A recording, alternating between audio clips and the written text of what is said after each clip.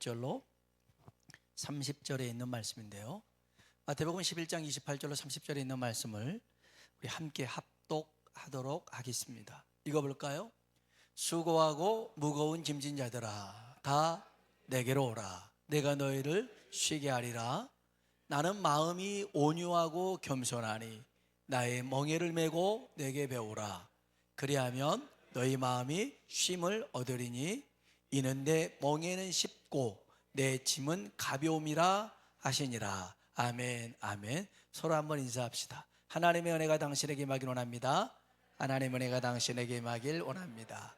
한 번 더요. 하나님이 당신에게 복 주시길 원합니다. 하나님 당신에게 복 주시길 원합니다. 숫자 4.5와 5가 같이 있었습니다. 근데 5보다 낮은 4.5는 항상 5를 형님으로 깍듯하게 모시며 살았습니다. 5가 높으니까, 0.5가 높으니까. 근데 어느 날 그렇게 예의 바르던 4.5가 5한테 거들먹거리기 시작했습니다. 말해도 웃기고 있네 막 이러면서 정말 웃기고 있었어요. 그 모습을 보는 5가 화를 낸 거죠. 너 죽을래? 어디 감히 나한테? 그랬더니 4.5가 하는 말이 까불지 마. 나 점 뺐어. 그런 거예요. 점 뺐어. 45가 돼버린 거예요. 오늘 점을 빼는 방법이 아니라 짐을 벗어버리는 방법입니다. 좀 설렁했지만 웃어줘서 감사합니다. 인생을요, 불교에서는 고라고 얘기합니다. 그러니까 고고가 아니라 쓸고, 인생은 쓰다, 괴롭다, 고난이다, 고통이다. 그래서 불교에서는 인생을 쓸 고자를 써서 고라고 합니다. 그래서 고가 없는 고에서 벗어나는 해탈을 꿈꾸죠. 그래서 불교에서는 해탈이 그들에게 있어서 가장 소망하는 바입니다. 그럼 어떻게 그 고를 탈로 해탈할 수 있냐? 그들은 수행을 얘기합니다. 그래서 수행을 통해서 무념 무상의 상태로 빠지는 것이죠. 산은 산이고 물은 물이로다. 이런 것들을 그 사람들은 불자 행복이라고 그래요. 나도 하겠어요. 산은 산이고 물은 물이로다. 근데 그게 무슨 행복이냐 이거죠. 근데 그들은 그렇게 좀 이 인생의 고를 벗어나가려고 하는데, 기독교에서는 인생을 짐이라고 말합니다. 그래서 오늘 마태복음 11장 28절에 예수님은 같이 한번 28절 읽어볼까요? 수고하고 무거운 짐진 자들아 다 내게로 오라. 내가 너희를 쉬게 하리라. 아멘. 수고하고 무거운 짐진 자들아. 사실 인생에 짐이 없는 사람이 어디 있겠어요? 다 짐이 있죠. 근데 주님이 다 내게로 오라 그럽니다. 얼마나 멋있는 말입니까? 다 내게로 오라. 이런 말은요, 함부로 할 수가 없어요. 돈 많은 부자를 할지라도요, 다 내게로 오십시오. 내가 해결해 주겠습니다. 말할 수가 없어요. 왜냐하면 돈으로 해결 안 되는 일들이 얼마나 많아요. 돈으로 안 돼요. 아주 실력 있는 의사가 있습니다. 다 내게로 오세요. 내가 어떤 병이라도 고쳐주겠습니다. 그럴 만한 의사는 없어요. 다 내게로 오세요 할 만한 사람이 없어요. 권력을 가지고 있어요. 힘을 가지고 있어요. 그런 사람이 다 내게로 오십시오. 내가 해결해 주겠습니다. 말할 수가 없어요. 권력이라는 게 영원하지 않잖아요. 그런데 오늘 주님이 다시 28절 봅시다. 뭐라고 합니까? 읽어볼까요? 수고하고 무거운 짐진 자들아 다 내게로 오라. 내가 너희를 쉬게 하리라. 아멘. 주님은 다 내게로 오라는 거예요. 다 내게로 오라. 다 내게로 오라. 내가 쉬게 할 수 있더라는 것입니다. 이렇게 말씀하신 예수님이 누굽니까? 전지전능하신 하나님입니다. 말씀으로 천지 만물을 창조하시고 말씀으로 이 세상을 붙들고 계시는 주님이십니다. 히브리서 1장 3절 볼까요? 읽어봅시다. 이는 하나님의 영광의 광채시요 그 본체의 형상이시라. 그의 능력의 말씀으로 만물을 붙드시며 죄를 정결하게 하는 일을 하시고 높은 곳에 계신 지극히 크신 이의 우편에 앉으셨느니라. 아멘. 앞에 볼까요? 보면 이는 하나님의 영광의 광채요 본체의 형상이라. 하나님이라는 거예요. 우리 주님이 능력의 말씀으로 무엇을 붙듭니까? 만물을 붙들고 계십니다. 하나님이 우리 주님과 함께 천지를 창조하시고 끝이 아니라 그 창조한 세상을 붙들고 계시더라는 거예요. 주관하시고 다스리시더라는 거예요. 오늘 그 안에 우리의 삶이 있는 줄로 믿습니다. 사실 주님이 전능하시니까 이렇게 말씀할 수 있어요. 내게로 와라, 내게 해결해 줄게, 이럴 수 있지만 사실은 주님도 짐진자였습니다.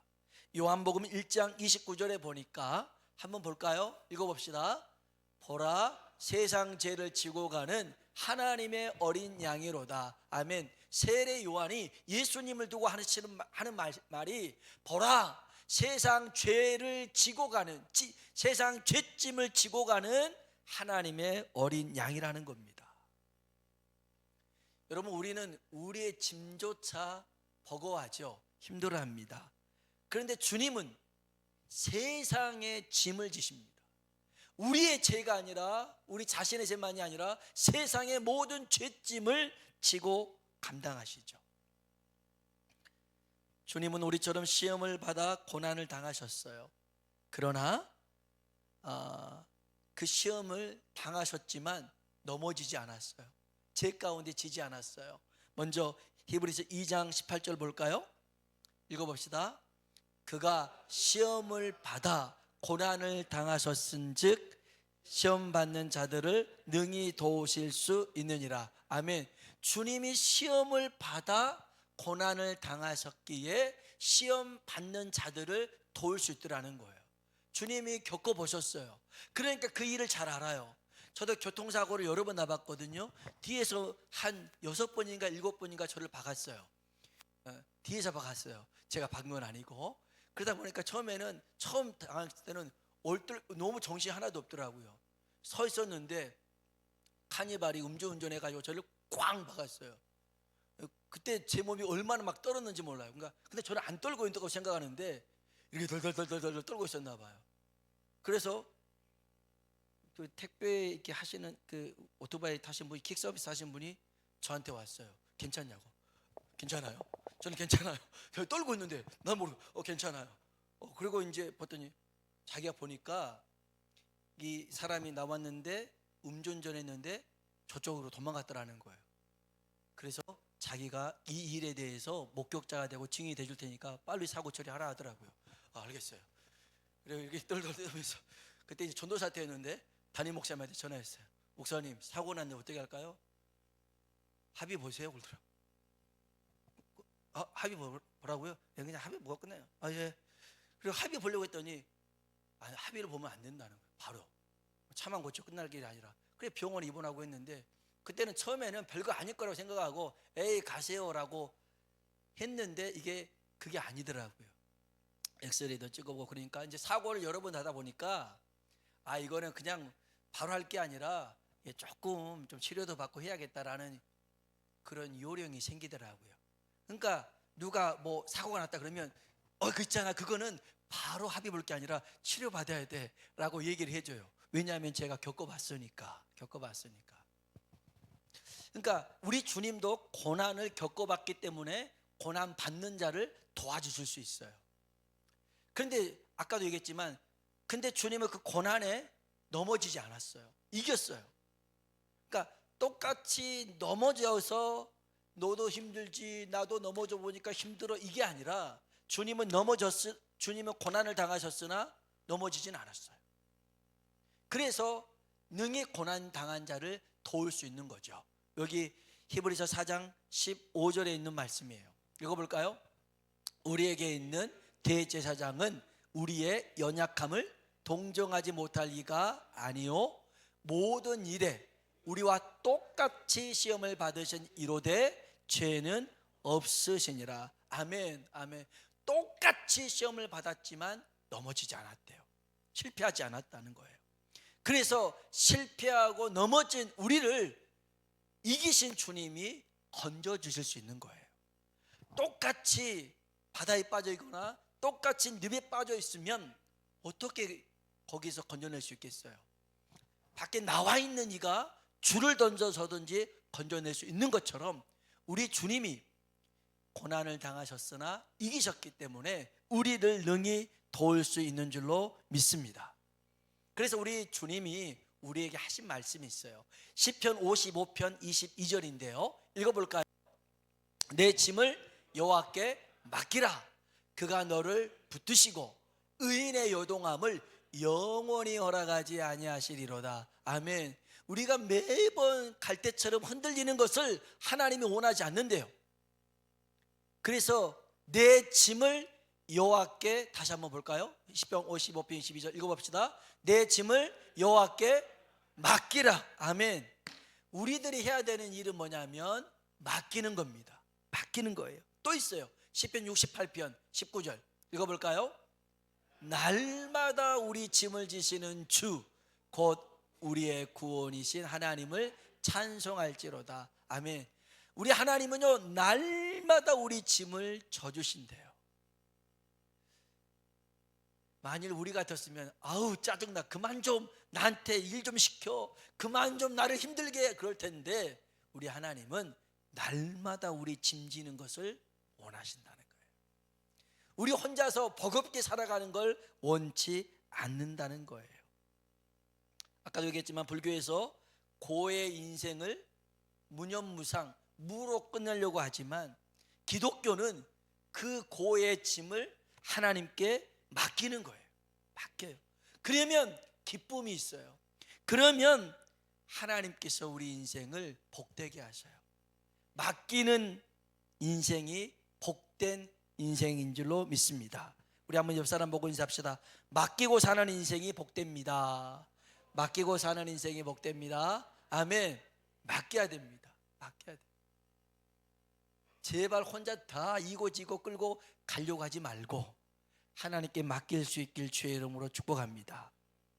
오늘 주님은 우리의 짐을 벗어버리는 방법 두 가지를 제안하십니다. 하나는 나의 멍에를 매라는 것이죠. 11장 마태복음 11장 29절입니다. 마태복음 11장 29절 없어요? 아니 본문에서 찾았어요. 제가 빨간색으로 안 해놔서 그랬나 보다. 마태복음 11장 29절 네, 같이 한번 읽어봅시다. 나는 마음이 온유하고 겸손하니 나의 멍에를 메고 내게 배우라. 그리하면 너희 마음이 쉼을 얻으리니. 아멘. 아멘. 나는 마음이 온유하고 겸손하니, 첫 번째는요 나의 멍에를 메라 라고 합니다. 나의 멍에를 메라. 나의 멍에를 메라. 짐을 지는 방법이 있어요.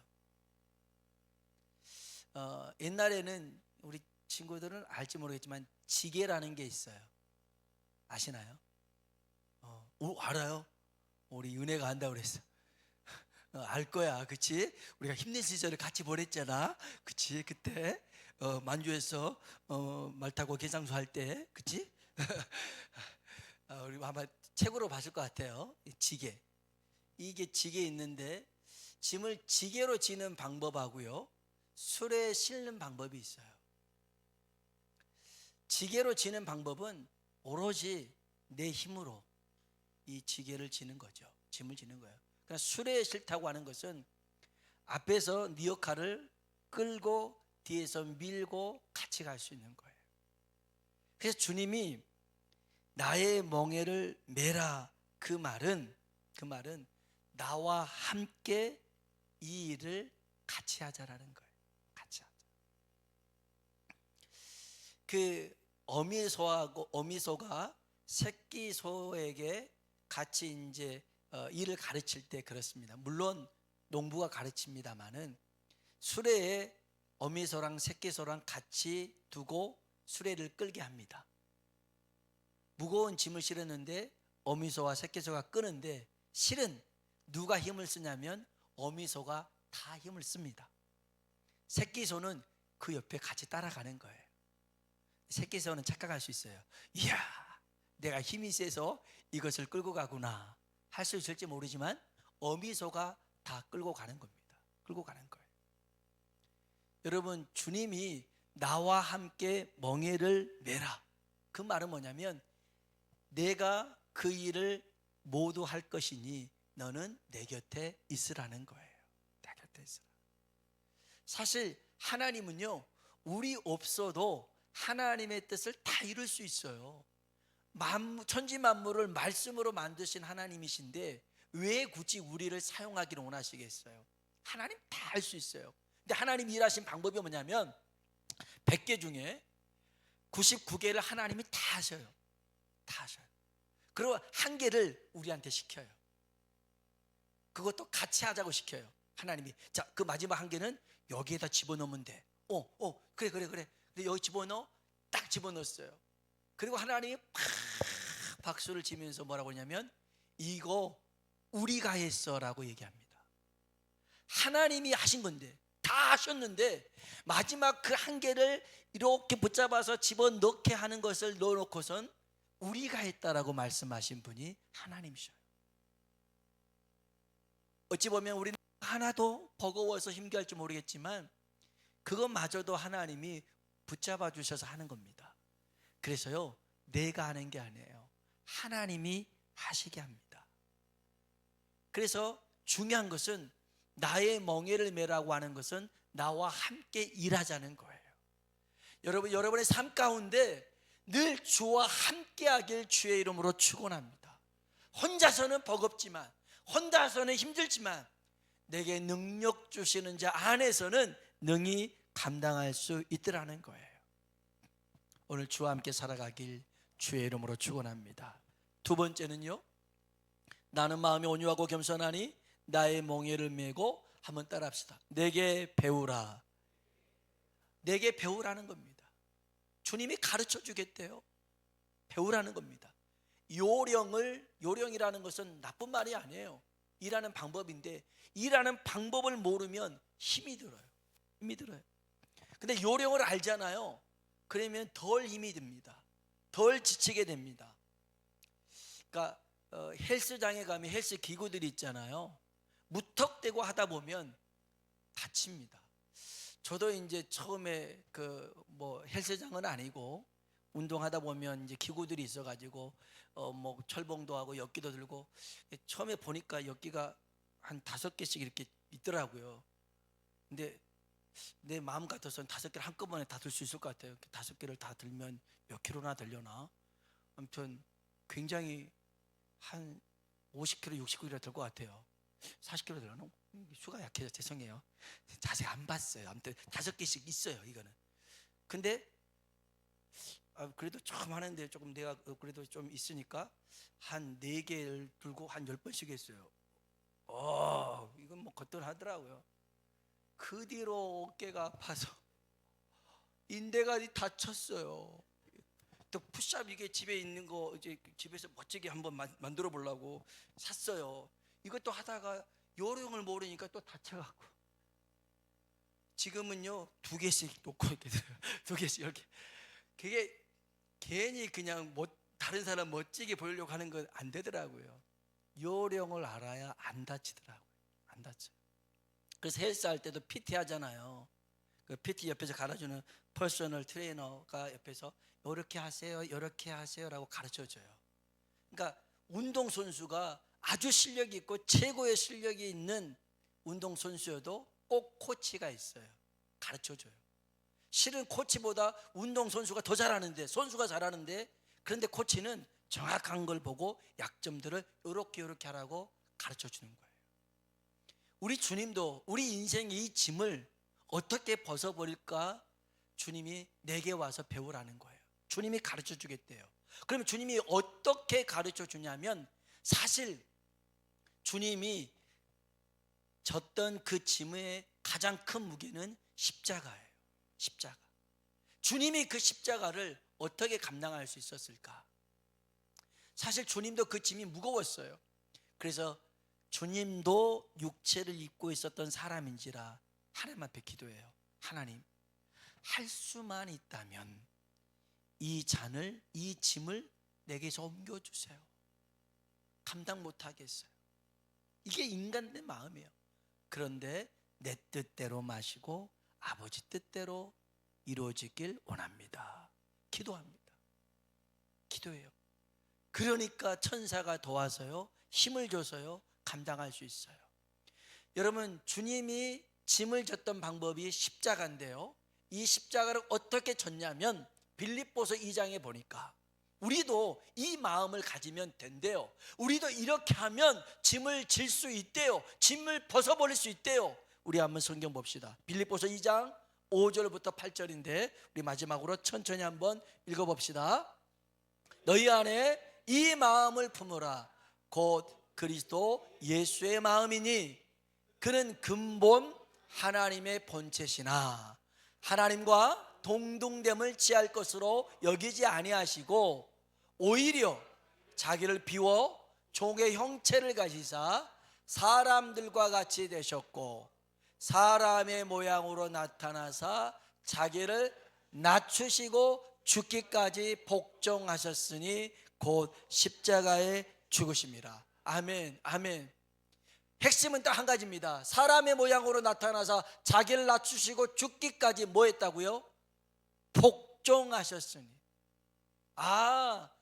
주님이 우리에게 가르쳐 주는 가장 짐을 벗어버리는 한 가지 방법이 있다면 순종입니다. 복종입니다. 그 순간에는 도무지 이해가 안 돼. 도망가고 싶어. 피하고 싶어. 하지만 하나님이 말씀하실 때 그 자리에서 그 시간에 순종하면 짐을 질 수가 있는 거예요. 짐에서 벗어날 수가 있는 거예요. 우리 주님은 십자가를 그렇게 지셨어요. 순종함으로, 복종함으로. 순종보다 더하는 게 뭡니까? 복종입니다. 따지지도 않아요. 묻지도 않아요. 하나님의 말씀에 아멘하고 가는 거예요. 아멘하고 가는 거예요. 벳세메스로 가는 소 2마리가 있어요. 하나님의 괴가 블레셋 사람들한테 빼앗겼어요. 그리고 그 괴로 인하여서 블레셋 사람들에게 재앙이 임했어요. 이 괴를 다시 이스라엘로 보내요. 근데 그냥 보내지 말고 수레에 소 2마리를 가지고 수레에 실어서 거기에다가 법궤만이 아니라 독종의 형상으로 아무튼 금으로 만든 것들을 실어서 같이 보내라고 그래요. 근데 이 소 2마리가 어떤 소냐면 어미소예요. 젖나는 소예요. 새끼가 있다라는 소예요. 한 번도 멍에를 매지 않는 소였어요. 그런데 수레에 실어서 멍에를 맸어요.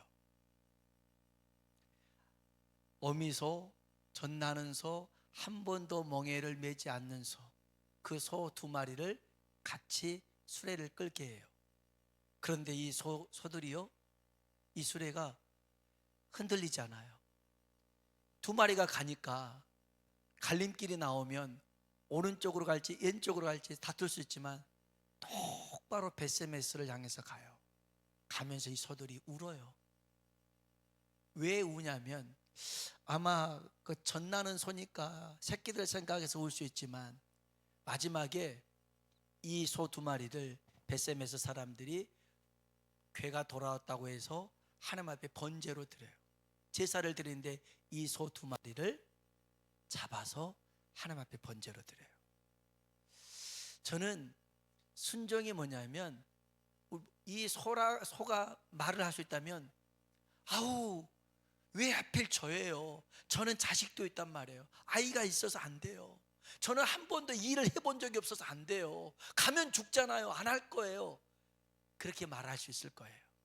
근데 이 소는 묵묵히 그 길로 갑니다. 순종이 뭐예요? 복종이 뭐예요? 내 것 다 따져가면서 돼요 안 돼요를 묻는 게 아니에요. 하나님 말씀하시니 아멘하고 가는 거예요. 그것이 주님이 십자가를 지셨던 방법이고 나의 멍에를 메고 내게 배우라고 말씀하고 있는 거예요. 오늘 저와 여러분이 하나님 말씀에 순종해서 정말 인생의 짐을 주님께 맡기고 살아가는 하나님 사람 되길 주의 이름으로 축원합니다. 우리 같이 한번